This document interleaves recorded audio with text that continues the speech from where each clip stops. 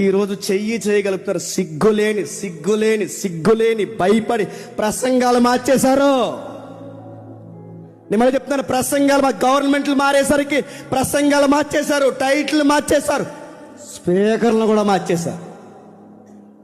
ఎందుకు? భయం. ఎదుటి ఎవడో బలవంతుడు ఉన్నాడని భయం. ఉంటే ఆయనకి సాక్షిగా ఉంటాం.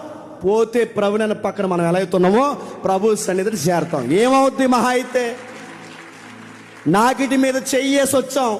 ఆ నాగిటి మీద చెయ్యేసిన మన చేతులు పిడికులు కన్నీళ్ళతో తడిసిపోయినా యేసుని ఎరుగన నానము, రాజీ ప్రసంగాలు చెయ్యము, ద్వంద్వ వైఖరి మాట్లాడము, గజకర్ణ గోకర్ణ తీసుకొచ్చి సంఘంలో కూర్చోబెట్టము. అలాంటి విషయాలు మనం ఎంకరేజ్ చేయము. అలాంటి జరిగి ఎవడైనా బోధన మారిస్తే ఆ ఎదుటిన్నవాడు ఉన్నత దేవుడైనా, వాడు ఎంత అధికారైనా ఎదిరించి నిలబడతాం.